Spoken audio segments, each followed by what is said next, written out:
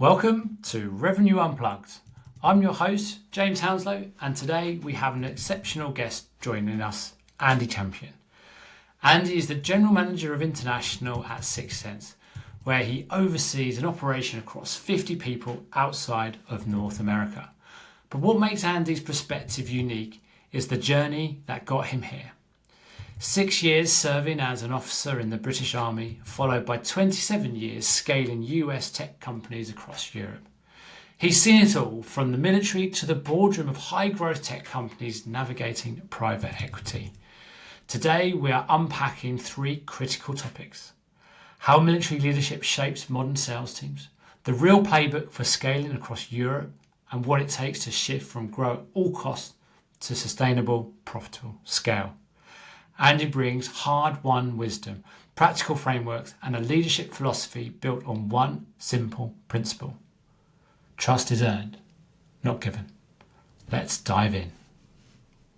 Andy, welcome to Rev-n-u Unplugged. It's a pleasure to have you join us and sharing some incredible insight today. We've got lots to unpack. We've got three critical topics that you have chosen to discuss with us here on the podcast.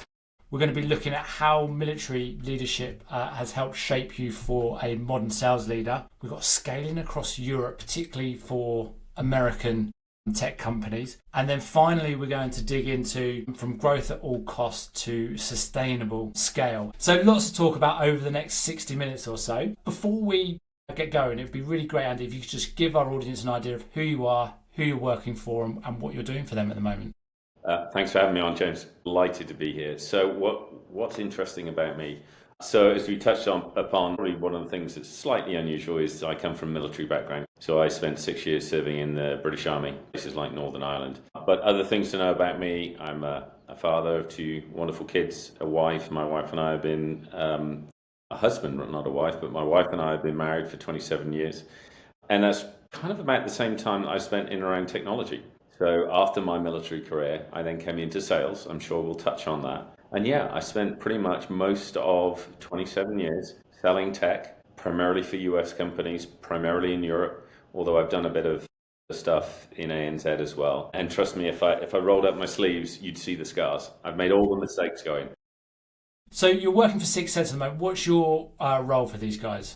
So I look after the business outside of North America. Sounds very grand. It's about 50 people. We're about 15% of revenue. So we're a really, really important part of the business. And we support our customers primarily in Europe, but they usually sell all over the globe.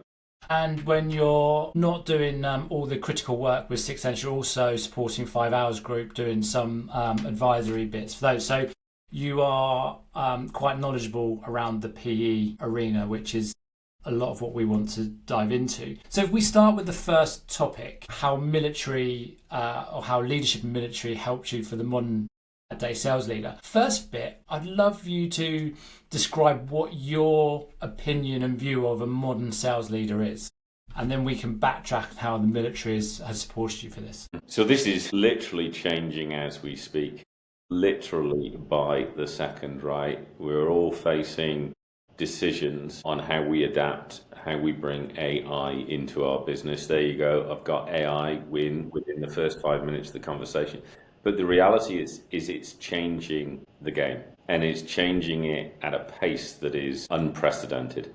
I think we will look back on this much as maybe history looks back on the Renaissance period or, the agricultural revolution. I think the AI revolution is going to be of that magnitude. My view is still that it's a better together story, AI amplifying humans. But as sales leaders, we need to be navigating through this for and with our people. We need to be understanding what technologies are available that can complement and enhance their work. And why I mention that is, as a leader, you've got to roll your sleeves up. You have to be on the front line. It's no longer do as I do. Do as I say. It's now do as I am doing. So I'm on the calls on a Tuesday morning when my team are doing an out loud hour. We come together. I'm on calls as well because I need to be there. I'm hands-on with the technology because I need to understand. So those days of, hey, just do as I say, are well behind us. The best leaders inspire their people, they bring them together, and they understand how to enable and empower them to do their work on a day-to-day basis. And why do you think it's changed in that direction now, where you need to, salespeople or anybody within the go-to-market motion needs to see the sales leader in action? Why has that come about, do you think? I think there are a few things.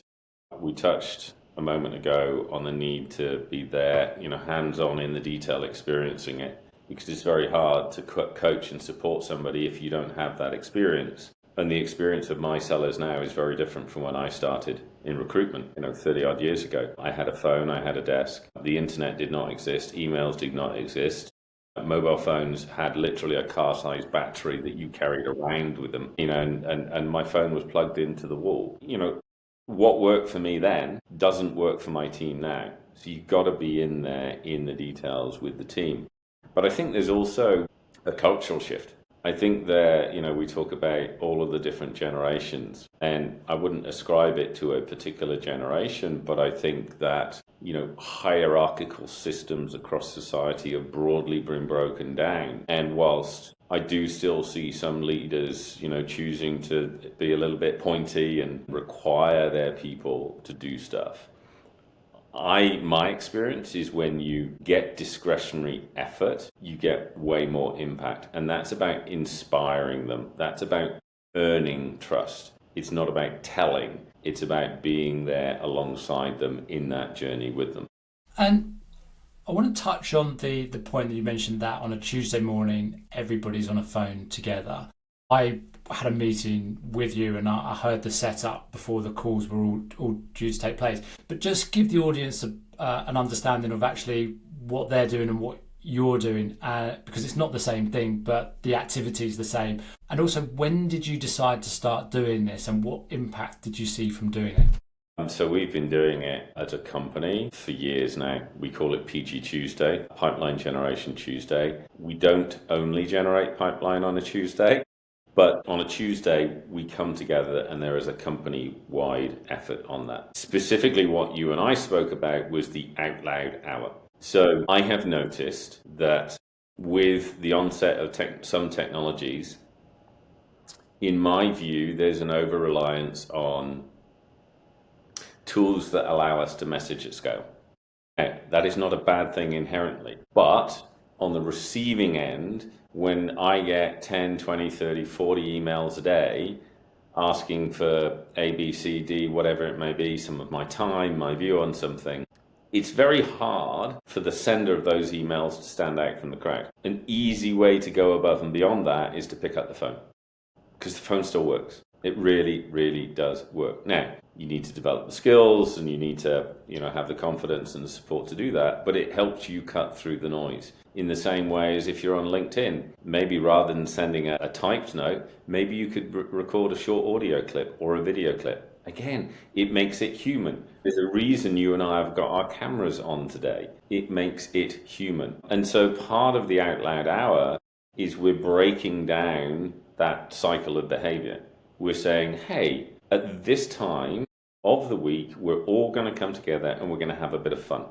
So on a Friday, well, actually it starts before that. We have a 6-week rolling program. So we always know 6 weeks in advance the topics that we're going to focus on. We plan that. There's a subset of us that do that. We prepare the data. We prepare whatever the value proposition is or the particular thrust. And we make it really easy for our salespeople to turn up and then execute the activity. I don't want them getting names and numbers when in the hour. I want them on the phones, making the calls, having the impact. So on a Friday, we send it out so that people have time to look at and plan their week. Friday is a great day for that. And then on a Tuesday morning, we come in, we have a bit of a kickoff together, and then we celebrate whatever results. And we make it fun.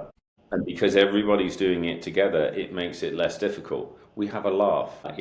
We all make mistakes. We all say something that sounds crazy, or we all get, or we'll get a brilliant call when somebody handles a particular objection incredibly well, and because we're all in together doing it, we get to celebrate all of that. So it creates a camaraderie. Again, it lowers the friction to make it easy for the team. They know what they're going to say. They know who they're going to call. All the data and all the information is there. Now, on the day you came in, I was doing the same, but I was doing it because I'm looking to hire a first-line sales leader at the moment. So my out loud hour was making calls, audio messages, LinkedIn videos to a subset of candidates that I wanted to speak to.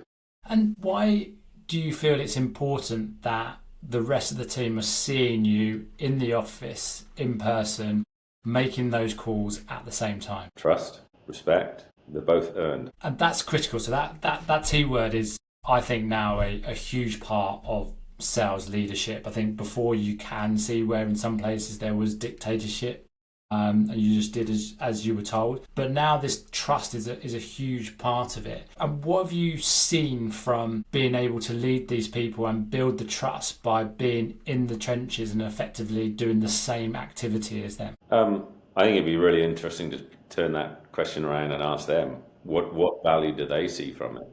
But for me, it's about credibility, right? I'm reading a book at the moment called Leading with Heart by a couple of authors, one of which is Ed Sullivan, and it talks about the best leaders, how they create an environment where their people thrive. And there's an analogy in there, when you've got a plant and the plant is wilting in your house, you don't shout at it, right? You don't tell it to grow. You shift it, maybe perhaps into the light, or if it's a shade-loving plant, maybe you shift it out of the light. You maybe water it. You maybe give a bit of plant feed. Human beings, we're no different from that. And I think, as I say, there are cultural expectations now.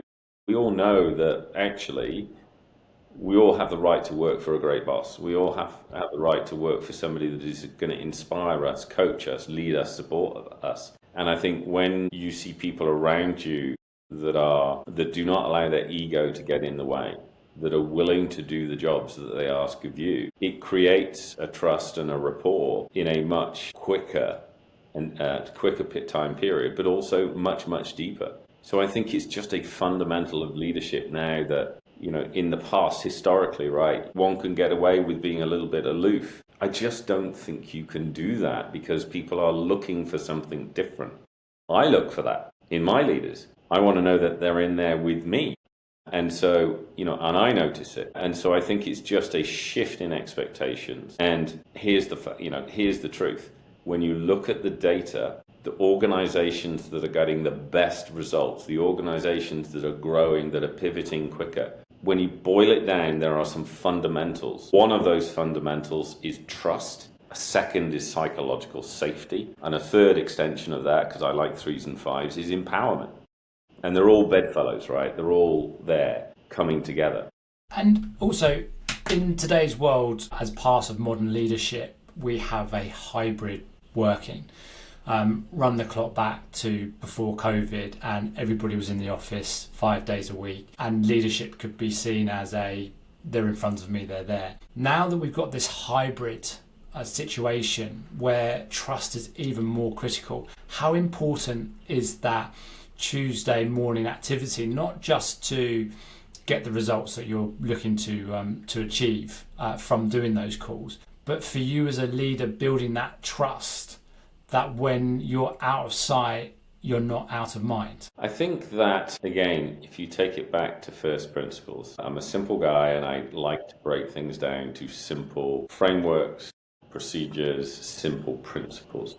Human beings, we've spent tens of thousands of years evolving into the social animals that we are. Whether it was small hunter-gatherer bands, later in our history, towns, cities, communities. At the very heart of humanity is the in-person experience. Think about communication. The words I use are but a small part of the conversation that we're having today. You're hearing my tonality. You're hearing the pace of which my voice, my words change. You're also looking at my body language. And actually, you're getting much more from the tonality and the body language than just the words itself. And I think whilst Zoom and Teams and other tools do a great job of connecting us, here we are hundreds of miles apart, and yet we're still able to have a conversation. The conversation that we had ahead of today, where we actually spent time in a room, probably built our relationship much more rapidly than if you'd just chosen to do it by phone or on a Teams invite, right? Being in person matters. Another example, we delighted to have a net new customer sign at 7 o'clock last night, a Sunday night. Sunday night, it's an unusual thing. It was just quite good. When I spoke to the salesperson this morning about what he thought made a difference, was there a little tidbit? Was there a story in here that I could share with the team? And he said, yeah, we chose to go to this town in Germany to meet on site and do a workshop with the then prospect. Our competitors chose to do it remote. They didn't turn up. So it's like, do you want to work hard or do you want to work smart? I'll do a bit of both, but I certainly want to work smart. So that human connectivity matters.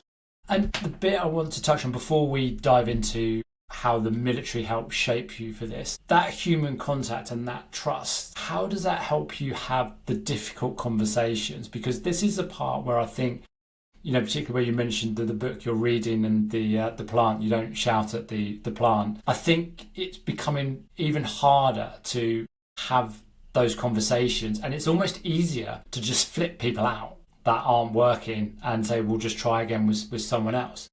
So how is this trust building enabling you to have the difficult conversations on a screen?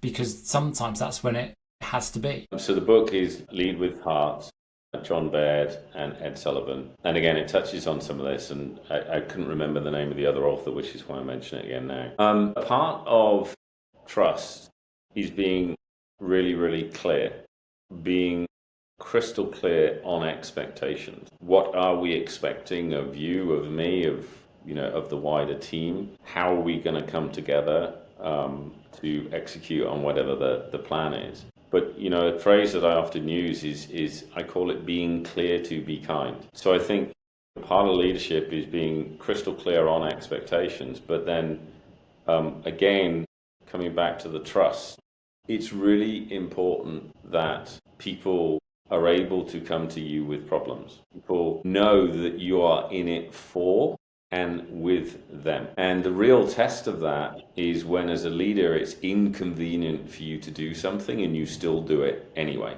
because it is the right thing to do for that person. And sometimes the right thing to do for that person might be to put your arm around their shoulders. On other times, it might actually to be, to put a little bit of gentle pressure in the back because they're not doing what was expected and what was communicated. But it's being consistent around that. And consistency comes from clarity, because if we all understand what the mission and the purpose is, we understand what our part in it is, we understand the tools that we've got available and the timelines in which we've got to get it done, it then just becomes a matter of putting the plan into action and then adapting when something changes. And then to bring that all together in full circle, how has military leadership and your experience in the military help you to be the successful leader that you are? Well, the motto of the Royal Military Academy, Sandhurst, which is where all British Army officers go to get trained, is to serve to lead. So, again, back to a simple principle. My job as a leader is to serve the people that I lead. Let me say that again. My job as a leader is to serve the people I lead. They work with me, not for me. Really important.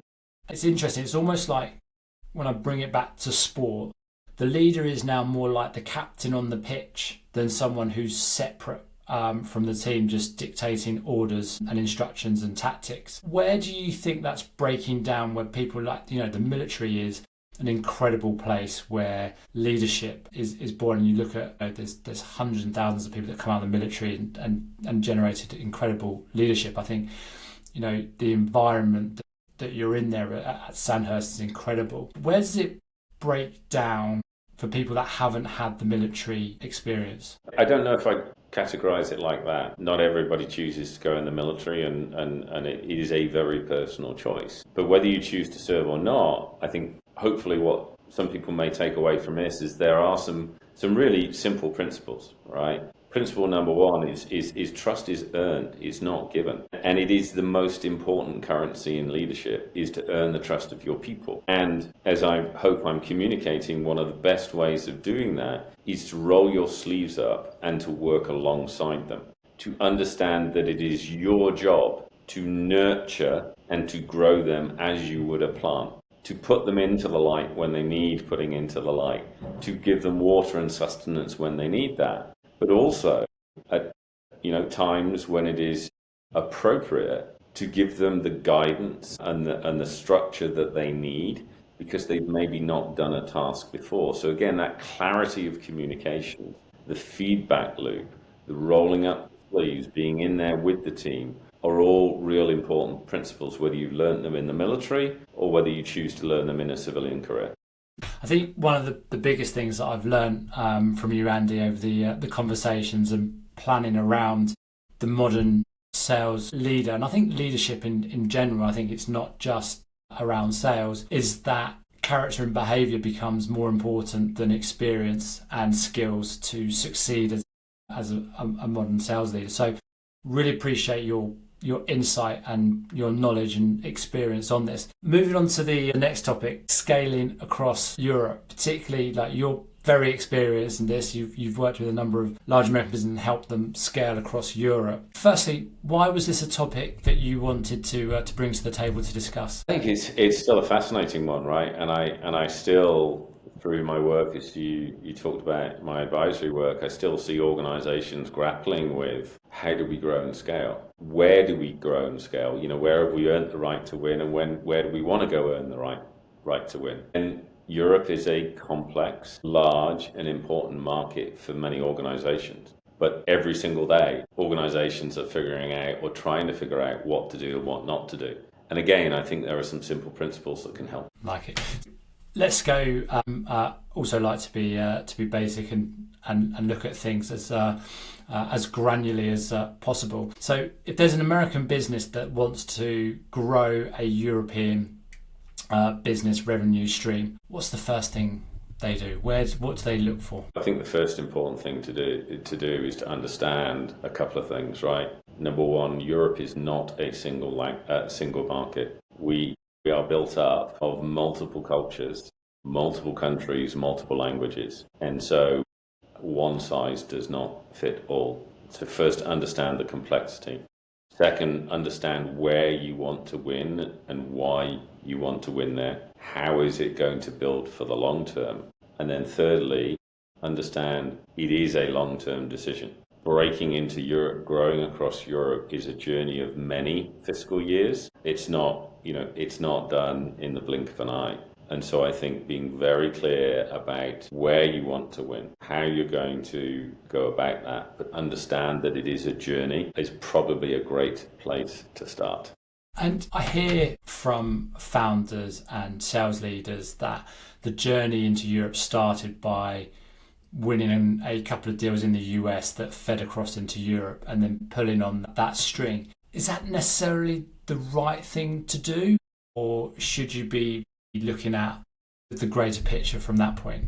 Well, it's funny, in the last section we were talking about leadership, and one of the things we talked about there was trust. And yet, if we think about what you've just said about, hey, you've got a couple of customers, maybe they've got a division or a business unit or a subsidiary in Europe, and they're a customer. Well, guess what? Just like that customer that signed with us on Sunday, they're placing their trust in us as we do in our leaders. And so there's an interesting thread here around trust. So yes, I think if you have customers with whom you have a strong relationship and they have divisions or subsidiaries that can act as lighthouses within Europe, that's really, really, really helpful, right? Because you've already got this baseline, this foundation of revenue. You've probably got people that will speak positively about the results you're driving, but you've also got some proof points for those prospective customers to look at. So I think having some customers can be a great thing. I think the other thing that I'd encourage people to think about, organizations to think about, and I need to come up with a different name, I call them transplants. And I really need a better name for that. But what I mean is this: these are people that are deeply experienced in your business, that understand your value proposition, that have deep connectivity back to the mothership, right, internally in your organization. They know how to get stuff done. And you can move them into your new market for a period of time. So probably as a US company, you're going to be more tempted to come into the English-speaking markets than maybe France or Spain or Germany, probably. Irrespective, if you've got people that you can bring over in pivotal positions, again, that can also accelerate growth because they know how to get stuff done. So once you're looking to expand out across Europe, and we mentioned culture at the starting point of the conversation, how do businesses understand the different cultures that are in Europe? Yeah, really good question. So we talked before about understanding where you want to win, principle number one. We talked about how you can accelerate that by bringing experienced people across from your team and plugging them into the different markets, number two. The third element I'd add to that is local knowledge and leadership. Now, there is no right or wrong, but my preference personally, through experience, is to have local leaders that understand the nuances of the different markets that you might want to go into. So, as you say, for example, a decision-making process in Germany typically looks a little bit different from a decision-making process in France. That may also look a little bit different from a decision-making process in the Nordics or the Middle East. And understanding that comes from people that have either experienced those cultures or come from those cultures. So my personal preference is to embed people from the company at individual contributor level, and then to contribute that core experience of the existing company with people around them, including leadership that are adept at navigating how to sell and how to succeed in those different markets. I think you touched on a really important point there, where understanding how the different cultures and countries buying decisions and having local knowledge is super important. How do leaders or businesses go about actually understanding first off what the buying decisions are like? Because I feel a lot of people make a big mistake on this, particularly if they've had a client buy in the US and implement across in Europe, and it's like, oh cool, this is easy, we've just got to show them the tech. But they didn't buy in that local knowledge way. So how do people educate themselves first to actually go, right, I know this is how they're going to buy, I need to get people in there to come in who understand that and can run those cycles. But I feel they need the knowledge first. Mm-hmm. Bit of a shameless plug, but this is available as a download to anybody. Sixth Sense does a B2B buyer report. It is free access. You can go and download that. So it's written by a gentleman called Kerry Cunningham. And we have a European flavor of that. And that's a great place to start because there is facts and data in there that can help you understand how Europeans buy differently, even down to simple differences in the average number of stakeholders in a particular buying decision. Long story short, there are more in Europe than there are in the US. Then, so with data like that, you can start to shine a light with your colleagues to say, okay, well, if that is the difference, how are we going to adapt our processes? If you don't have access to something like the B2B buyer report, then again, it comes back to having people on the ground that are empowered to make decisions, that are included in conversations, so that, when the big shift ultimately for a US company that wants to shift from the domestic market to an international market is a mindset shift. And the companies that do the best job of that shift from the local mindset into a global first mindset. Again, I'm being very deliberate about it is a global first mindset. We think globally first, and then we bring it back to the local markets in which we execute. We do not think domestic market first, and then we'll just adjust it for the European market. There is a subtle but important difference there. And it is an evolution that with every company that I've worked on that has made that move successfully, they change from it being a domestic and then let's localize for Europe to being a global first mindset. Important point to make there. And when you, from your experience of working for these organisations, how important is local language? It's very important. For what reason?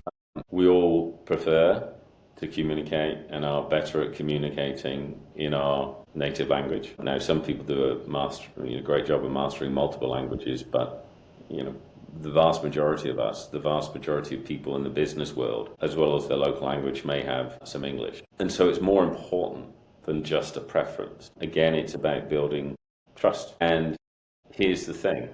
You never get a second chance to make a first impression. And if you are trying to sell, for example, in France or Germany or Spain or Italy, and the first impression is that you turn up and you speak English, your marketing materials are in English, your website may be translated, maybe not. Contrast that to a company that turns up and talks to you in your local language and talks to you and has marketing material in your local language. It's a very, very different experience. One appears almost as an outsider trying to come in. The other feels much more natively comfortable. Right? There's an easier affinity. Put simplistically, where you're able to execute in local language across all capabilities, language, legal, currency, it removes friction from it within the system.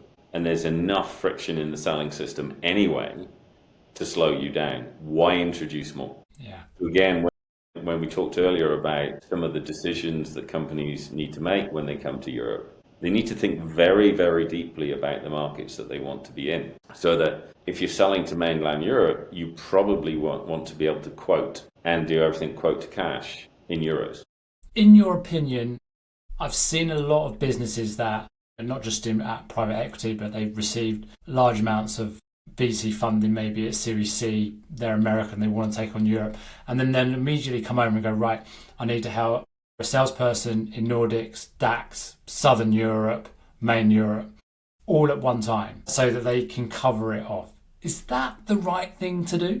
They've gone local, they've got the right people in place, they'll say they know there's market share to be had, and it's just go and knock on the doors and see what we can do. Would you say that's the right thing?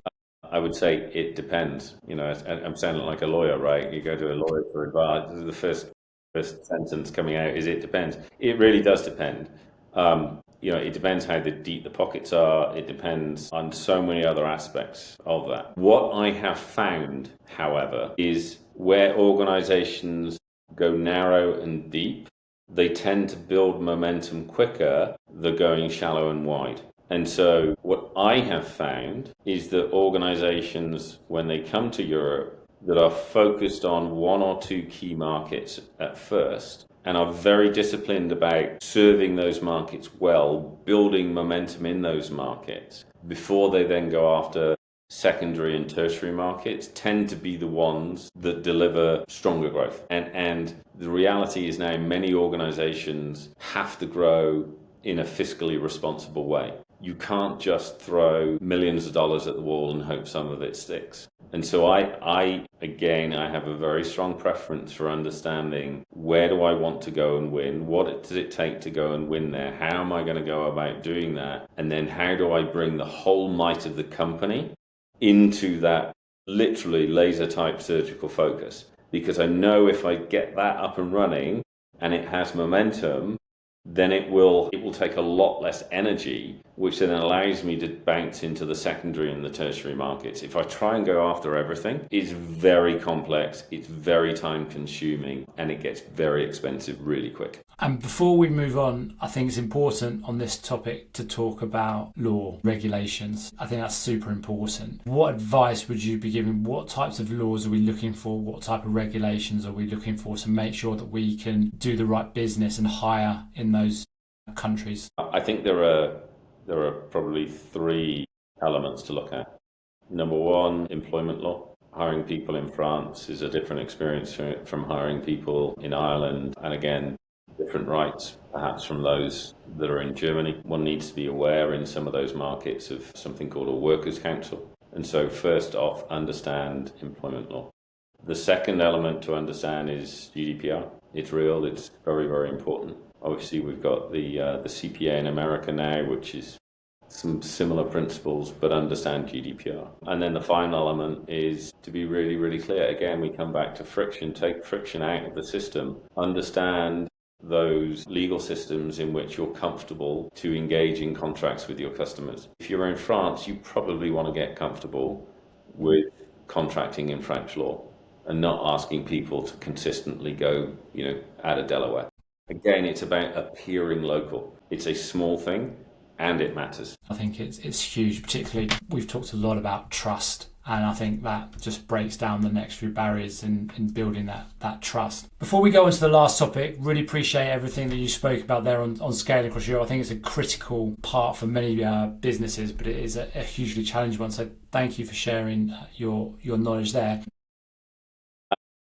So I know I've taken up a lot of your time, but I think the final topic is as important as the first two. So I want to make sure that we give it its time because it's important. It had been for a long time grow at all costs. Money was available, and it was like, how do we fix something? We chuck money at it. That can't happen now. So what have you seen that's different, and what in your opinion has changed that? Ultimately, there are a few things that have changed, but I think the biggest one is, simplistically put, interest rates have moved fairly significantly, albeit not at a historical high. They moved fairly significantly from sort of 0 to 5% in a pretty compressed period of time.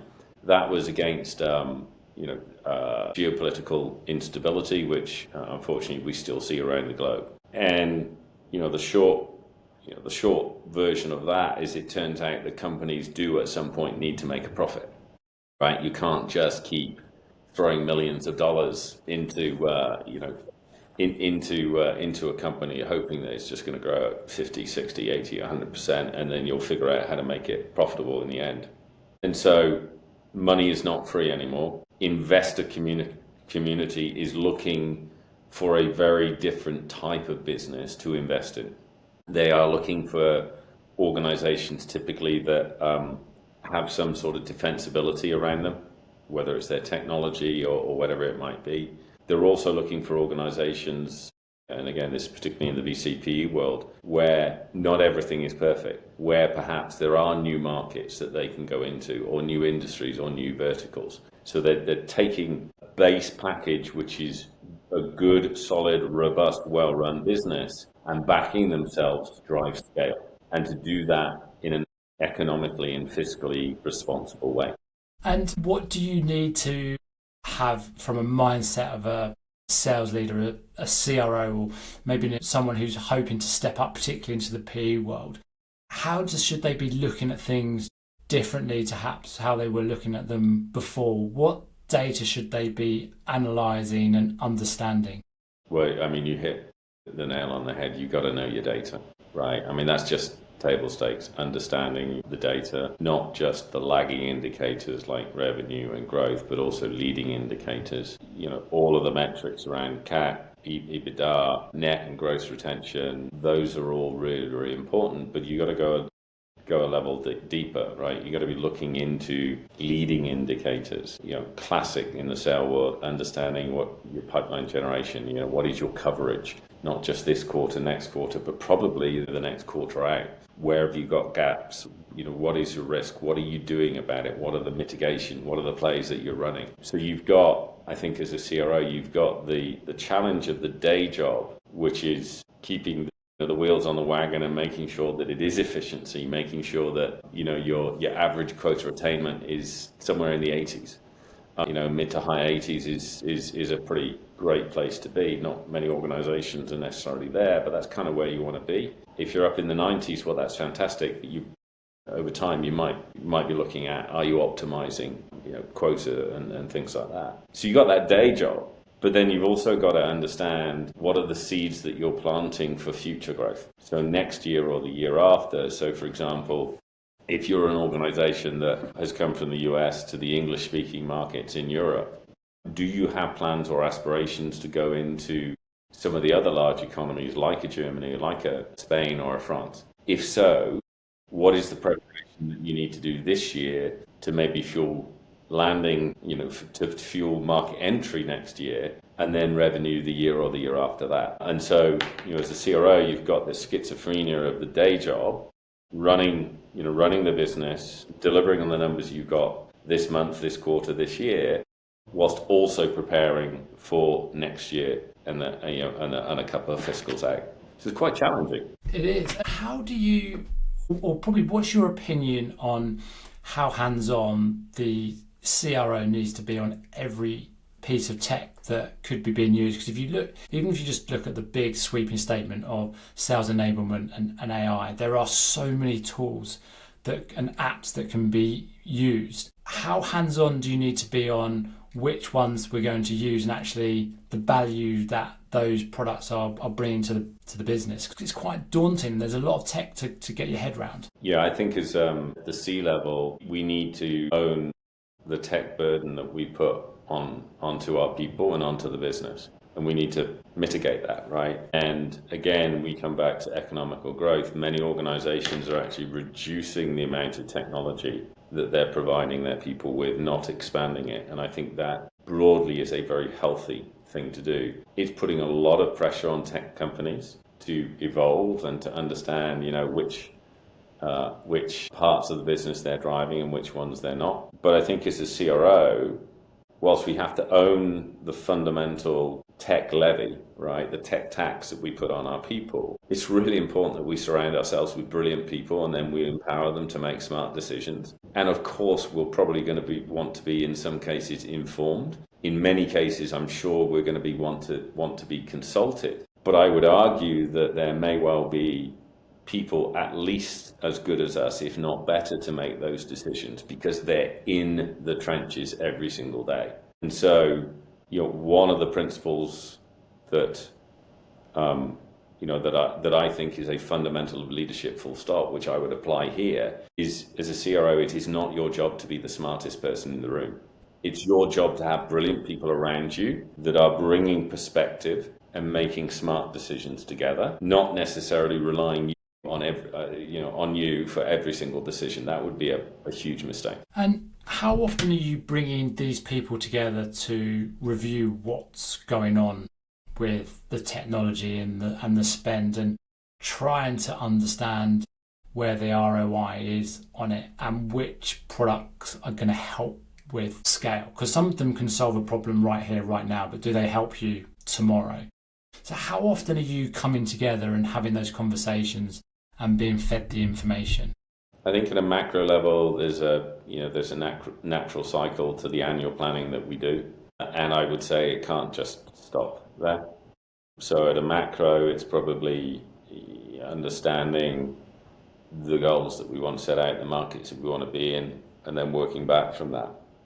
But I do think there has to be a space, maybe on a quarterly basis, or a forum where new ideas, new initiatives can come forward. We've just set up the Office of AI within 6 Sense because we want to be able to move quickly to capitalize not only on our own AI, but also other technologies that could be helpful for us. So I think, whilst there's that natural cycle of annual cycles, the reality where probably the really big decisions are made, we've all got to be looking at things almost on a weekly basis and then having a forum where those new ideas can surface up. We do that through the Office of AI, but I'm sure many other businesses are taking a slightly different approach. But it's about having a forum where that can be discussed and debated, and then those things that carry merit being brought forward. Before I let you go, because I know we've almost taken up the hour of your time, for a sales leader that is looking to move from the VC world, and I even think the VC world now is moving away from the grow at all costs, but what advice would you give to a sales leader that's been in that grow at all cost environment? If they wanted to make the shift into the PE environment, what should they be thinking about and considering to understand if they're right and they're actually capable of adapting to that environment, because it's not for everybody. Yeah, somebody that I admire immensely, Kevin Ackroyd, been incredibly successful career and spent a lot of that in and around the world of PE. He talks about at the C-suite, this thing called board tax, right? And that's the tax that you all pay in serving the board that you work for. So I think it does depend on the level that you're talking about. Are you at the C-suite or are you elsewhere in the organization? Where are you on that journey? Fundamentally, whether you're PE or VC backed, whether it's founder money, whether you're a publicly traded organization, the most important thing that I think we can all focus on every single day is just to build a great business. And when you understand what a great business looks like, from the culture, the standards by which you live and execute, the care in which you grow and cultivate not just your people but your customers, the responsible growth that you drive, those companies that navigate those things well tend to have very good outcomes. And it doesn't matter whether they're VC backed, PE backed, or publicly traded. Focus on building a great business, great people, great product, great customers. Do that well, and the outcomes usually look after themselves. Andy, I really appreciate all your time and knowledge and insight that you've given, not just today, but on our planning calls and meeting up in London as well. So thank you so much for everything you've done. My pleasure. Thank you, James.